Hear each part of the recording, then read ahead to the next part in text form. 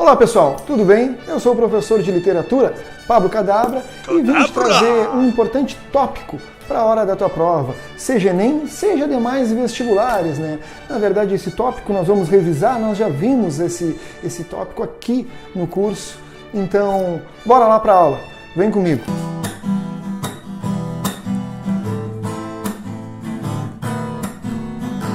Lembra o seguinte, nós começamos a ver o período chamado de literatura colonial. A literatura colonial compreende 3 momentos históricos literários. Bom, compreende o quintismo, o barroco e o arcadismo. Quintismo vai lá a partir de 1500, século XVI, até 1601, que começa o período barroco. O período barroco vai até 1768, depois disso nós temos o período Arcade, que começa então em 1768 e vai até 1836, que é o início do romantismo, né, por assim dizer.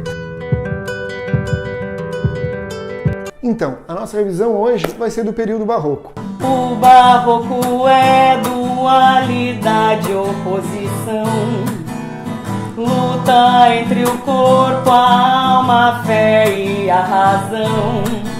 O período barroco, ele tem um contexto histórico muito adverso. Preciso te dizer o seguinte, a literatura ela é a filha predileta da história. Ou seja, para te entenderes a literatura, tu tem que compreender o contexto histórico. Ok? O que vem acontecendo na história, então, querido, nesse contexto lá do século XVII, a partir de 1600? Bom, percebe que nós temos uma crise, um conflito, um contraste religioso. Nós temos a Reforma Protestante liderada lá por Calvino e Lutero, e nós temos também, nesse mesmo contexto, a Contra-Reforma Católica, que é lá a perseguição aos seguidores de Calvino, de Lutero. Então percebe que nós temos uma crise, um conflito religioso entre Reforma Protestante versus Contra-Reforma Católica. Nesse contexto também nós temos um outro conflito. Um conflito chamado de teocentrismo versus antropocentrismo. Na Idade Média era teocentrismo e no Renascimento é antropocentrismo. O barroco é o céu e o inferno, crise entre o efêmero e o eterno. O que eu quero te dizer? Percebe que nós estamos no Brasil em 1600 e um pouquinho, né? Começamos em 1601. E o período barroco, começando em 1601, nós temos na história todo um longo trajeto um pouquinho antes de 1600, que a gente pode chamar de período medieval. Tu lembra que medievalismo ele vai basicamente de 500 a 1500, né? Tá. Eu sei, tu vai me dizer, não, Pablo, começou em 476 com a queda do Império Romano. Bom, enfim, vamos pegar assim, de 500 a 1500, período medieval, que foi dotado de uma grande cultura eclesiástica, ou seja, era a igreja dominando a sociedade. Nós saímos do período medieval e vamos de 1500 a 1600, o que a gente chama de renascimento cultural. E esse renascimento cultural fez com que o homem lançasse um olhar mais sensível sobre ele mesmo, não um olhar muito apegado à questão de moralidade, de tabus, de crenças, e sim um olhar mais leve sobre ele mesmo. Então percebe que no período barroco nós temos no contexto histórico conflito entre Reforma Protestante versus Contra-Reforma Católica e antropocentrismo versus teocentrismo. Se o contexto histórico é cheio desses conflitos, desses contrastes, o contexto literário vai ser assim também, cheio de dualidades, cheio de conflitos, cheio de contrastes. Por exemplo, a literatura brasileira, ou seja, colonial, literatura colonial nesse contexto do período barroco, ela vai trazer da seguinte forma essa dualidade, através de figuras de linguagem, como antíteses e paradoxos. Antítese e paradoxo. Antítese, uma figura de linguagem, tese e antitese, 2 ideias opostas no mesmo contexto. Por exemplo, ele muito quente, ela muito fria. Ou seja, 2 ideias opostas, antítese. Paradoxo, 2 ideias opostas, porém que se excluem. Por exemplo, amor é ferida que dói e não se sente. Pô, é paradoxo, como é que vai doer e tu não vai sentir, né? É um contentamento descontente. Não, ou é contente ou é descontente. Então, é um paradoxo. Então, assim, ó, então nós percebemos essa dualidade através das figuras de linguagem no contexto do período barroco. Além dessas figuras de linguagens, temos algumas temáticas e características literárias muito importantes para o período barroco. Gregório de Matos é o boca do inferno e o Padre Vieira é bom de verbo. Linguagem complexa como forma de expressão, já que a vida é curta, carpe diem, meu irmão. Mas a consciência clama por perdão, a alma quer o céu e o corpo a perdição. Barroco é o céu e o inferno, crise entre o efêmero e o eterno. Por exemplo, essa questão da dualidade entre o sagrado e o profano, ou seja, entre Deus e o homem, né? Entre o teocentrismo e o antropocentrismo, entre o sagrado e o profano, entre o céu e o inferno, entre o bem e o mal, o bom e o ruim. Essa é a característica do período barroco. Querido, se tu pegares essa característica, dualidade, tu vai ter pego 80% do período barroco.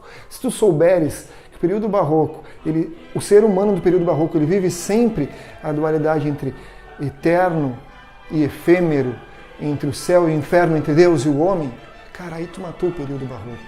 Então assim, ó, como é que isso vai aparecer, por exemplo, essa dualidade lá na poesia? Vamos pegar o Gregório de Matos, por exemplo. Ele vai dizer: anjo no nome e angélica na cara. Isso é ser flor e anjo juntamente. Ser angélica flor e anjo florente. Vamos pegar só esse fragmento da poesia. Percebe que ele te mostrou essa dualidade entre céu e terra nessa poesia através da seguinte construção. Ele vai dizer que ela é anjo, está no céu, e ao mesmo tempo ela é flor, está presa à terra. Então tu percebeu que é de forma muito sutil, e essa sutileza tu vai ter que pegar na hora da prova, que tens 3 minutos por questão lá no Enem.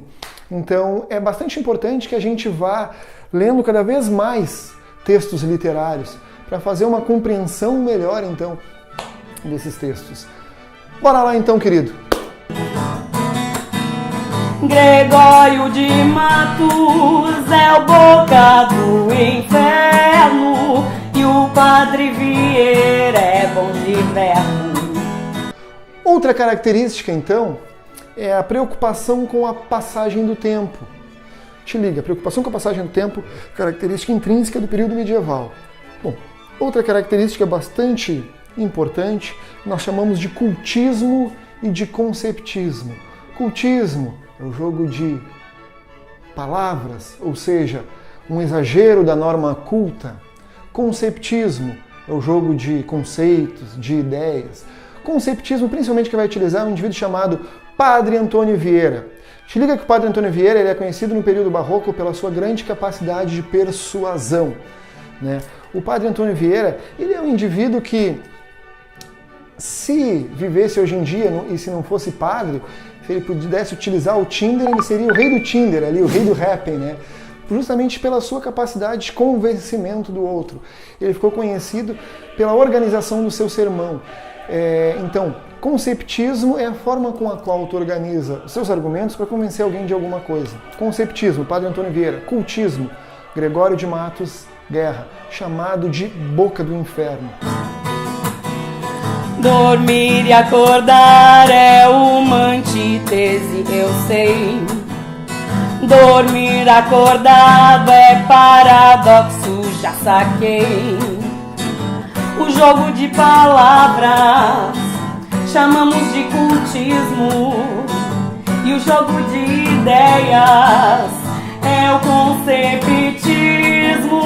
O barroco é o céu e o inferno, crise entre o efêmero e o eterno.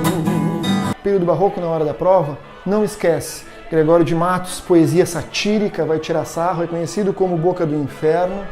tá? Padre Antônio Vieira, conhecido pela sua grande capacidade de persuasão, não esquece das figuras de linguagem, antítese e paradoxo, e não esquece principalmente, querido, do contexto histórico, ou seja, lá do renascimento cultural que vem contrapor a Idade Média.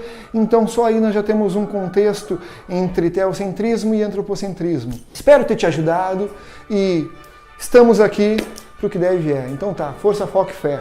Abraço, galera, até a próxima. Gregório de Matos é o boca do inferno e o Padre Vieira é bom de inverno.